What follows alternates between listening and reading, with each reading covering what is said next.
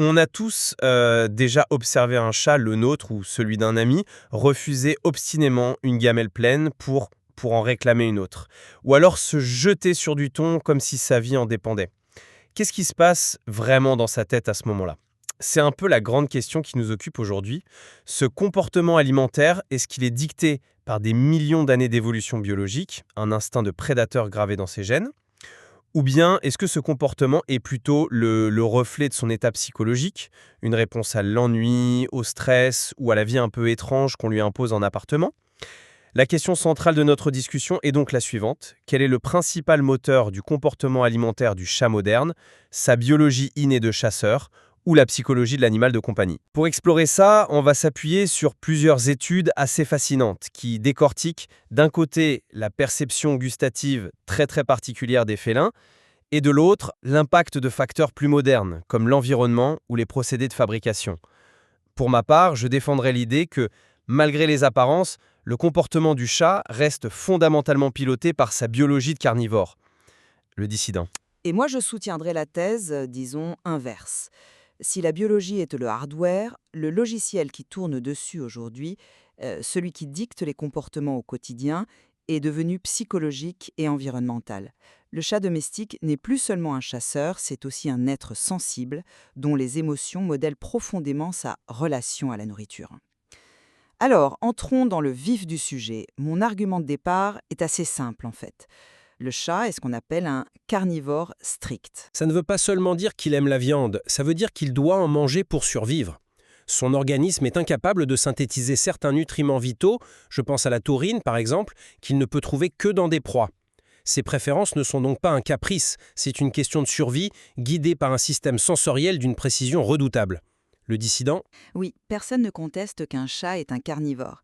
Mais est-ce que cette base biologique explique vraiment les comportements qu'on observe aujourd'hui, comme la suralimentation ou les fixations sur certains aliments? Eh bien, elle l'explique en grande partie. Prenez le goût. Le principal moteur de l'appétit du chat, c'est la saveur umami, ce goût profond qu'on associe à la viande. Mais là où ça devient fascinant, c'est que son umami n'est pas le nôtre. Une étude sur ses récepteurs gustatifs montre il n'est pas très sensible au glutamate qu'on connaît bien en cuisine. Non, le chat a son propre système. Il est activé par des molécules appelées nucléotides, comme l'IMP pour faire court. Pour faire simple, l'IMP, c'est une signature chimique qu'on retrouve en abondance dans la viande et le poisson. C'est comme un néon qui clignote, protéines de qualité pour son cerveau. C'est d'une élégance biologique assez folle. Le dissident? C'est une précision intéressante, c'est vrai, mais en quoi est-ce que ça change la donne? C'est juste un mécanisme différent pour arriver au même but, trouver des protéines. Ça change tout, parce que ce mécanisme est incroyablement spécifique. Et il y a plus. Il existe une synergie. Certains acides aminés, comme la L-histidine, ne déclenchent rien tout seul. Mais mettez-les en présence de cet IMP et ils deviennent de puissants exhausteurs de goût. Et vous savez où on trouve des niveaux exceptionnellement élevés à la fois d'IMP et de L-histidine? Dans le thon. Voilà l'explication biochimique de l'attrait quasi mythique du thon pour les chats.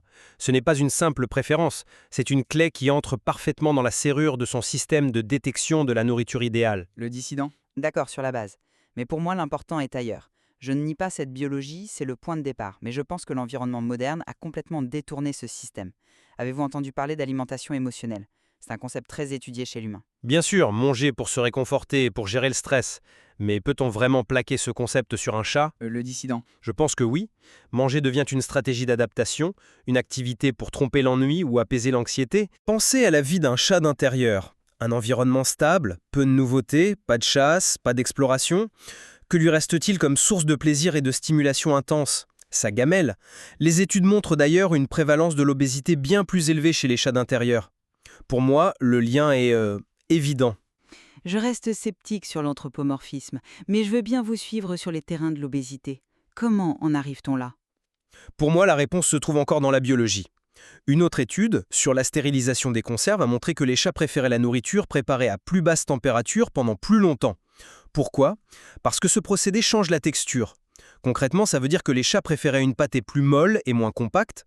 On peut imaginer que cette texture se rapproche davantage de celle d'une proie fraîchement chassée. Ça prouve que même au niveau de la texture, leur instinct est à l'œuvre.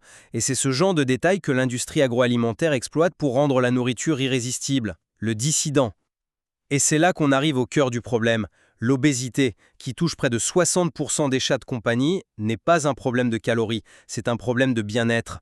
Un chercheur, Macmillan, a une phrase que je trouve très juste. La suralimentation et l'obésité peuvent être le résultat d'une qualité de vie diminuée. L'obésité devrait être vue comme un signal d'alerte. Le chat ne mange pas trop parce que la texture est parfaite, il mange trop parce que quelque chose ne va pas dans sa vie. Manger est la seule chose qu'il a trouvée pour combler un vide. La biologie fournit les outils, c'est vrai, mais c'est la psychologie qui appuie sur l'accélérateur. Abordons ce point de l'attrait pour le thon. Pour moi, c'est la démonstration éclatante de la primauté de la biologie. Cette combinaison spécifique d'IMP et d'histidine est un signal chimique pur. Il active le circuit de la récompense du chat de manière optimale. C'est un mécanisme hérité de millions d'années d'évolution pour identifier une source de nourriture de très haute qualité. Il n'y a pas d'émotion là-dedans, c'est de la pure biochimie. Le chat goûte les thons et son cerveau lui crie jackpot nutritionnel. Je suis d'accord sur la biochimie, c'est indéniable. Mais le problème, c'est qu'un chat domestique ne vit pas dans un laboratoire où ce signal signifie simplement survie. Dans nos maisons, ce mécanisme que vous décrivez n'est plus un simple outil, il devient autre chose. Cet aliment, à cause de son attrait biologique intense, se transforme en ce qu'on pourrait appeler un superstimulus ou un aliment réconfortant. Un aliment réconfortant. Le terme est très humain quand même. Le dissident.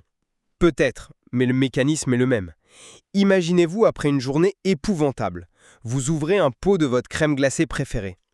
Est-ce que vous le mangez parce que votre corps a détecté un équilibre optimal entre lipides et glucides? Non. Vous le mangez pour le réconfort, pour l'inondation de plaisir qu'il procure.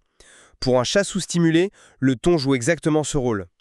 L'accès quasi illimité à cette récompense sensorielle intense exacerbe l'alimentation émotionnelle. Le problème n'est donc pas le goût, mais le rôle psychologique qu'il joue. La biologie est l'outil, mais la psychologie est le moteur de l'excès. Je vois l'analogie, mais elle me semble fragile. Revenons à des données plus tangibles, comme cette étude sur la stérilisation des conserves. Le fait que des chats détectent et préfèrent des changements physico-chimiques aussi subtils, une texture, une viscosité, un pH, ça prouve bien que leur choix est guidé par les propriétés intrinsèques de l'aliment, par une analyse sensorielle très fine et non par un état émotionnel fluctuant. C'est une décision rationnelle de leur biologie. Le dissident, Un instant, si je me souviens bien de l'étude, cette préférence n'était pas permanente. Elle était nette au début, puis elle s'estompait après le 6e jour, n'est-ce pas? c'est exact, il y a une habituation, oui. Alors, ça ressemble plus à de la curiosité pour la nouveauté qu'à une préférence biologique fondamentale. C'est un facteur comportemental bien connu, la néophilie. Le chat est attiré par ce qui est nouveau.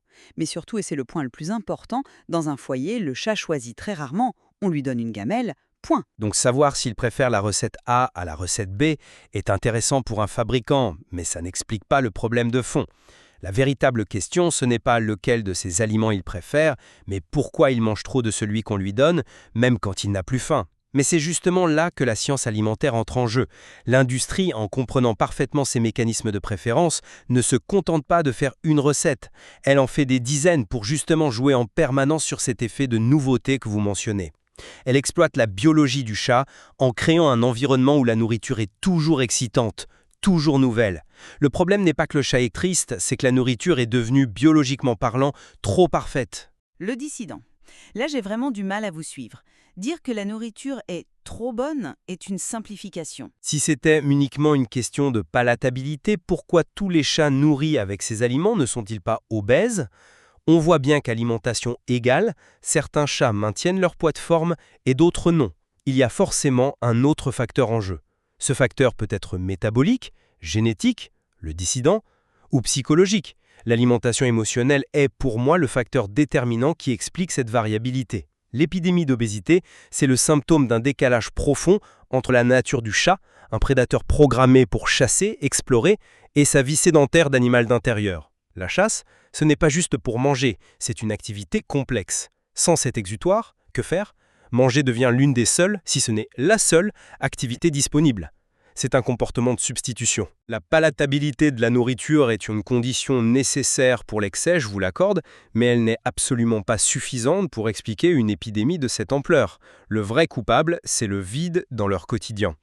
Bon, ce qui me frappe dans notre échange, c'est qu'on regarde les mêmes faits, mais en leur donnant une cause différente. Je maintiens que le comportement du chat reste fondamentalement ancré dans sa biologie de carnivore. Son système gustatif unique, optimisé pour la détection de la viande, est le guide le plus puissant. L'environnement moderne, avec sa nourriture suroptimisée, ne fait qu'exploiter et pousser cette biologie à ses limites. Mais il ne la supplante pas. La racine du comportement est et demeure physiologique. De mon côté, cet échange a été éclairant, et je reste persuadée que pour le chat domestique d'aujourd'hui, l'environnement et l'état psychologique ont pris le dessus. Votre perspective est juste, mais incomplète. La biologie explique magnifiquement ce que le chat aime, c'est indéniable. Mais la psychologie et l'environnement expliquent pourquoi il mange quand il n'a pas faim et pourquoi il mange trop. L'ennui et le stress sont les vrais moteurs des comportements problématiques. Pour utiliser une métaphore, la biologie a chargé l'arme, mais c'est le mal-être qui appuie sur la gâchette. Au final, il apparaît clairement que ces deux perspectives sont peut-être les deux faces d'une même pièce.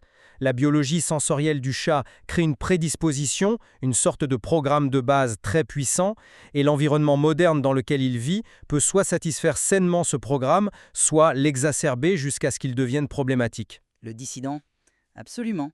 Comprendre l'interaction complexe entre ces deux forces, la nature innée et la culture acquise de la vie domestique, est la clé pour le bien-être de nos chats. La question n'est peut-être pas de savoir si c'est la biologie ou la psychologie, mais comment les deux s'articulent. Et les documents qu'on a analysés aujourd'hui suggèrent que ce champ de recherche est loin, très loin d'avoir livré tous ses secrets.